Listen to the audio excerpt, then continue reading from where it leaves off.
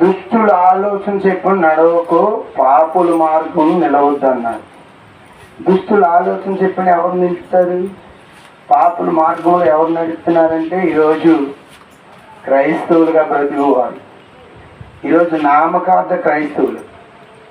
దేవుని వాక్యమేమో దుష్టుల ఆలోచన చెప్పిన నడవకూడదంటే వీరు అదే అలవాటు, అదే బానిస బ్రతుకు, ఏ పాత రోత మరణమైన జీవితం నుంచి వచ్చామో మళ్ళీ అదే జీవితానికి అలవాటు అయిపోతున్నారు. దేవుని వాక్యం స్పష్టంగా మనతో మాట్లాడుతున్నారు.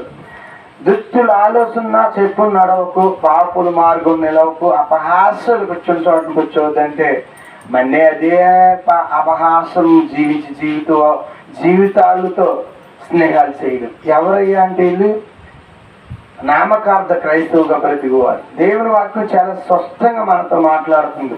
దుష్టుల ఆలోచన చెప్పి నడవకూడదని తెలియదా?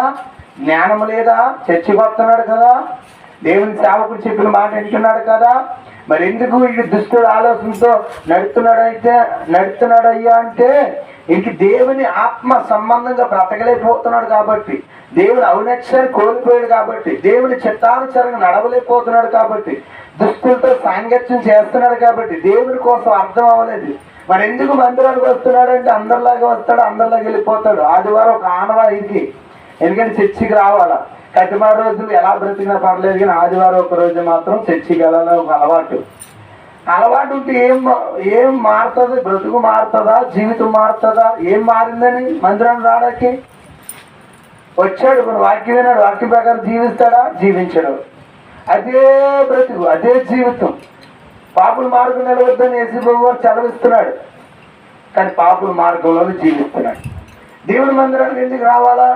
దేవుడు పాపమైన ఊపిలో ఉంచి నువ్వు తప్పించుకుండి దేవుడు మంచి మార్గంలోకి వచ్చావు. ఎందుకని? పరిశుద్ధ మార్గంలో నడవరాకి, ఆయన ఆత్మతో నిలవరాకి, ఆత్మ సంబంధంగా బ్రతకడానికి, ఆయన ముఖ దర్శనంలో నువ్వు ఆయన ముఖ దర్శనం చూడాలా. నువ్వు ఆరాధించినప్పుడు, నువ్వు ప్రార్థన చేసినప్పుడు ఆయన మహిమను నీ మీద రావాలా, ఆయన తేజస్సు నీ మీద కనబడాలా.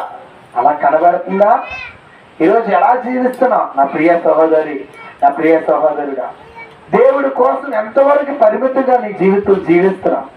దేవుని కోసం ఎంతమంది నమ్మకంగా ఉన్నావు? దుస్తులతో సాంగత్యం చేయకూడదండి. దుస్తులతో స్నేహాలు చేస్తే నీ జీవితాన్ని మార్పు రాదు. దేవుని వాక్యమని దేవుని మార్గంలో నడుచు నువ్వు సమయం ఉందని చెప్పు దేవునితో ప్రార్థన జీవితం గడపాలా, మాకాలు జీవితం వేయాలా, వ్యక్తిగత ప్రార్థన ఉండాలా, కన్నీటి అనుభవంలో ఉండాలా.